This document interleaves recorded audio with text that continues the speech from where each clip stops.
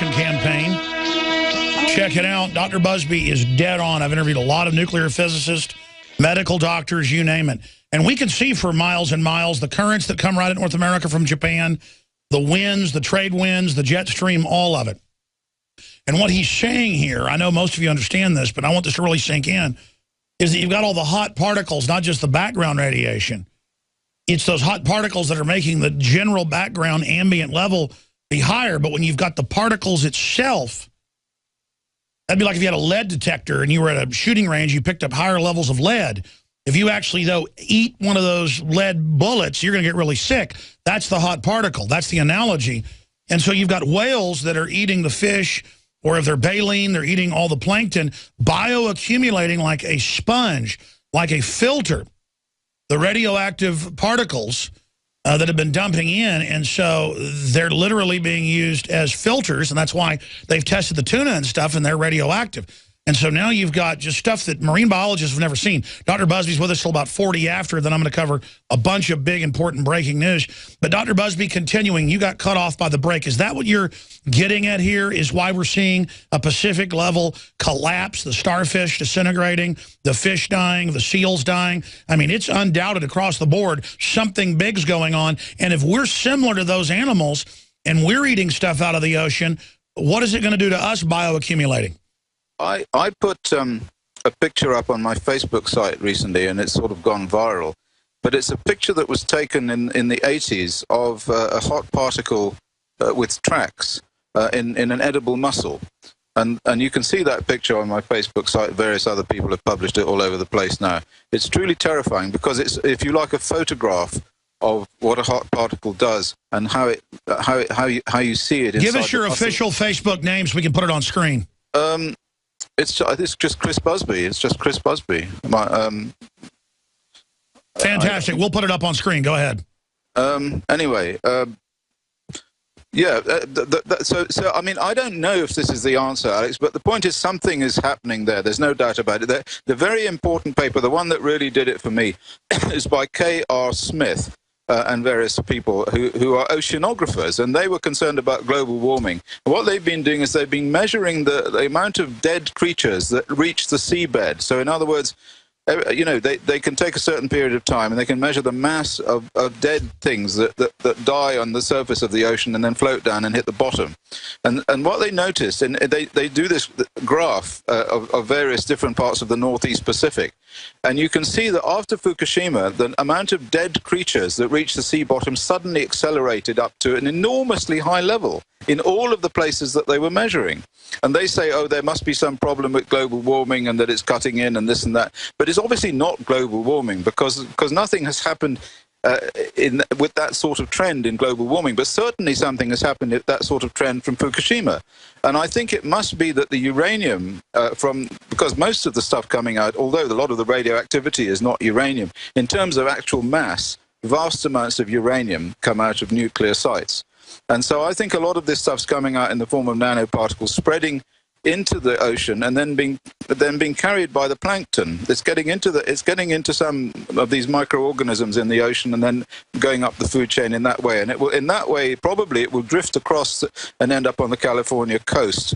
In which case, what you need to do is to watch out for inhaling the air within about 1 kilometer of the coast. People in coastal communities are going to increase their level of risk from cancer and various other diseases, if that's the case. But the trouble is nobody's measuring it. Nobody's measuring this stuff. And there is no independent global institute or organization that is funded to do this or can do it because there's no money to do it, you know. And of course, you've got all these well-meaning people wandering about with Geiger counters, but that really is no help.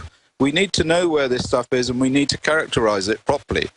And nobody's doing that. That's the problem. But what certainly we can see is the effects of something. We can certainly see the collapse of the Pacific biota, the collapse of the Pacific ecosystem. And that is truly terrifying. It certainly is. And again, my issue, and we've talked about this before, I want to come back in one more segment and talk about other issues that are important and how you think we protect ourselves. But government's not even saying they're investigating. And, oh, who knows? It could be red eating utensils. I mean, that's an actual quote by one of the health department people.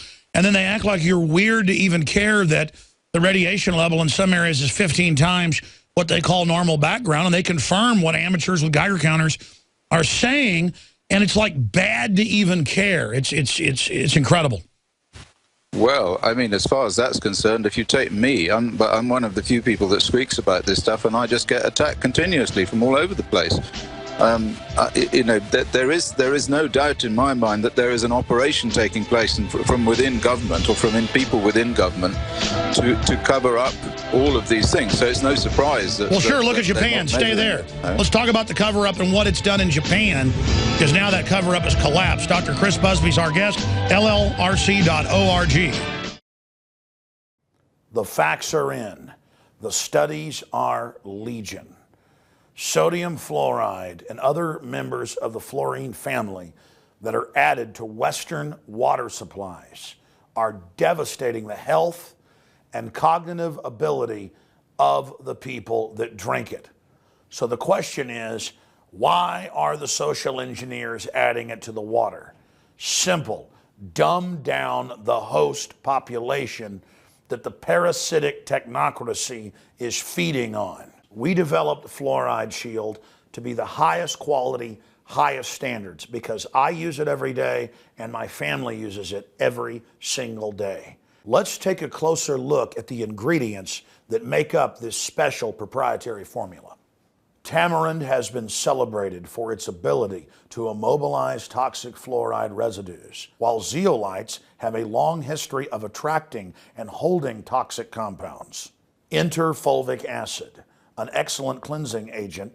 Then we added the highest quality shilajit, a rare compound that is collected from the high mountains of the Himalayas. We topped it all off with the powerhouse herb cilantro that is intended to mobilize fluoride and other dangerous compounds for removal from the body. And the final touch to energize this formula is our proprietary nascent iodine. And as always, consult your physician as well, because that is important.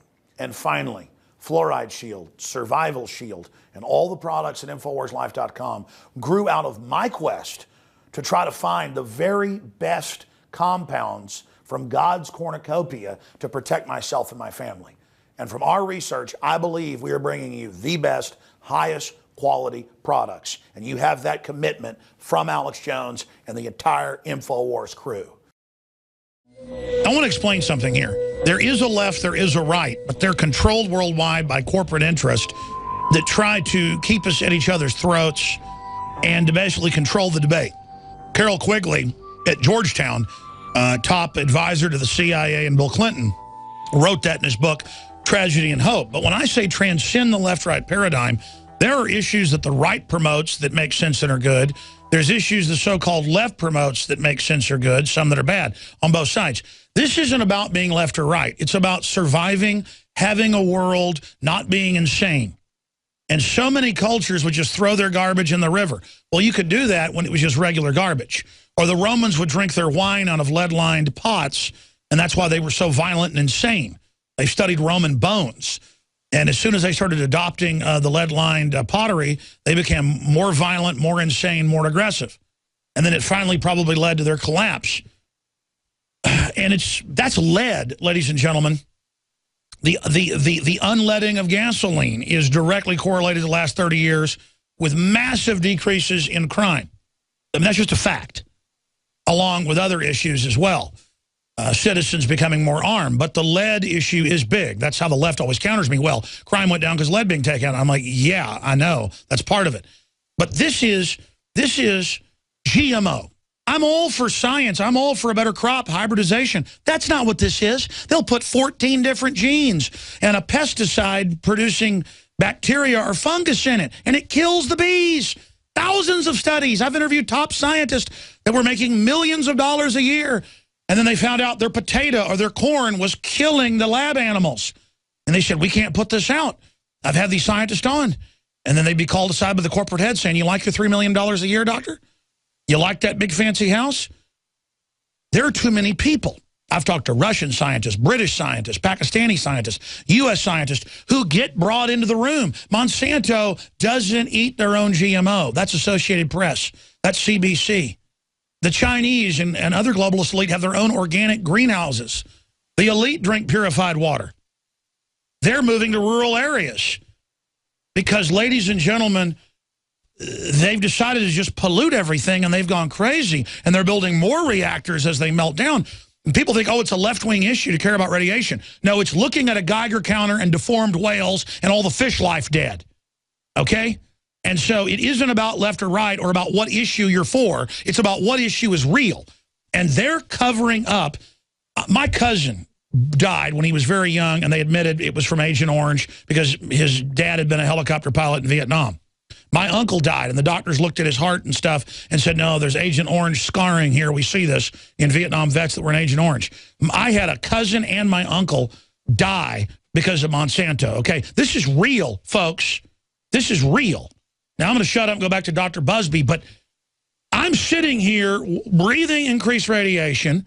I'm sitting here living in this toxic waste. GMO is everywhere. Allergies are off the charts, directly connected to all this stuff bombarding our immune systems. And the state won't even look at this. When Berkeley came out and said, we've got a huge increase in radiation in the water, they were told to shut up by the feds. I mean, this is insanity. And I think, Dr. Busby, we're not left, we're not right. We are for self-preservation and not insane. But I want you to finish your points on radiation, on other concerns, what's happening, and where you think this is going and what's happened in Japan. I'm going to try to shut up and let you talk, but you just heard me speak about the mindset of the elite. I've studied this in history.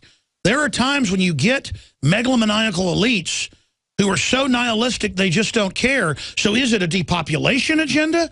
Or is it that they just don't care and have gone insane? Because the laws of physics, you're a physicist, you know this, are going to catch up with us. Increased cancer rates, increased deformity, increased mental illness, increased lowering of IQ. I mean, the West is in a toxic stew. There's no doubt we're killing ourselves. Right. Well, all of those things are true. And in fact, it's not a case of what's going to happen in the future because it's already happened. I mean, if you look at the cancer rates I've studied in real terms, in fact, that's where I came in 1995. I was looking at the cancer rates going back to 1960 or 1950. And the weapons testing that occurred in 59 to 63 caused a 30 to 40% increase in cancer 20 years later. And that was the famous cancer epidemic in real terms. But of course, the governments came along and all their stooges came along and said, oh, it's just because we have an aging population. But that wasn't true. The age standardized rates went up. And what we're seeing now is continuation of the same scenario. But of course, ultimately, you cannot continue to boil the frog. Eventually, the frog dies. And I think what we're seeing in the Pacific now, which is the death of the Pacific ecosystem, is going to ultimately just be a mirror to the death of the human ecosystem. We have imposed our energy and our will and our toxic waste on the planet so long now that that's going to come back and bite us, and already is doing so. And the evidence is quite clear from all all that we hear from Japan, that it's already doing that even now, just a few years after Fukushima.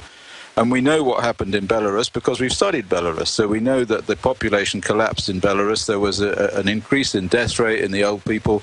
The average lifespan fell from something like 65 to something like 45 people. And of course, the birth rate collapsed as well. So if you've got no children being born and you've got older children dying, then that's the end of your population. That's an ecological population collapse. And that is what we're seeing. We're seeing people who cannot have babies now. So huge amounts of effort are now going into doing in vitro fertilization because normal methods of fertilization don't work anymore. And goodness knows what's going to be the status of the children that are born. Enough studies have been done to show that children who were born after the exposures of Chernobyl and the exposures from the weapons fallout had much smaller brains, much lower IQs, and of course in animals also too.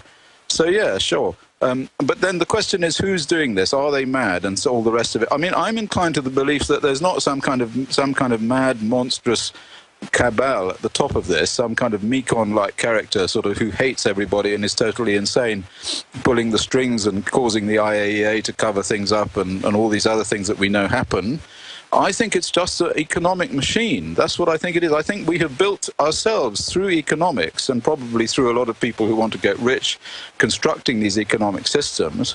we have constructed a monster. We have made a sort of Frankenstein that is now unstoppable. That's what I think is the problem, because ultimately all of these efforts to cover up radiation and to build more nuclear power stations and do all of these things ultimately are aimed at just enriching people with uranium shares and causing the military to become more powerful. And of course, it's built into the military to become more powerful. That's what they do. It's built into organizations that that are set up to make money. And once you put all of these systems together into a structure, you have created a monster, and that's the monster that we have. Ultimately, that monster will be taken down, together with all of the rest of us, unfortunately, unless we can manage to find somewhere to hide, by nature. And we're seeing the beginning of that now. Well, I don't doubt that there's a carrying level for the planet and that there are overpopulation issues in certain areas. My concern is the rigged economy, because I've read the Royal Commission on Population. I've seen what they've said. They've blocked all the new developments because old bureaucracies wanted to stay in control, and they've done everything they can to shut down any real competition in developing cleaner systems and turned any new development into just a scam boondoggle where nothing even gets developed. And then meanwhile, the genetic engineering, all of it, the elite use the environmental movement as a power grab and as a way to tax people instead of actually trying to clean stuff up. It's just insanity. It's like no matter what you do, somebody's going to cheat inside the system. It's so rigged, as Rolling Stone reported on the banks, that the people, Max Kaiser calls it suicide bankers, where there were people in the World Trade Center that even after one tower had collapsed, they stayed in the other one because they could sit there making trades, making millions of dollars a minute, even though they were going to die. And that is the definition of insanity. Well, they got what they deserved, yeah, that's sure. But anyway, you know, after the Second World War, there were a whole load of philosophers and psychologists who tried to figure out how on earth you know, the Second World War happened and all those terrible things happened in Nazi Germany and so on. And they basically figured out that any human beings could do anything, given the right sort of culture surrounding them and supporting their idiocies and insanities. They would form a sort of group of insane people who would then run amok and insanely continue to do what they were doing, even if it was killing themselves. And that's that was the Milgram and Stanford experiments where they found, what was it, 90+% of people who were nice, good folks with no criminal background, when ordered by an authority figure to murder, would do it. Yes, that's right. All those electric shock people. I know. Well, anyway, we kind of know all this, but the problem is, you know, we're in this awful position of knowing it all and watching it all collapse and not being able to do anything about it. Anyway, we are trying to do something about it, but the problem is within the current political system doesn't seem to be possible. Because they control the media and they control, well, apart from you and a few people like that, you know, mostly, you know, you have these CNN type people who will just, they have, what do they call it now? They call the Science Media Center. I came across this recently.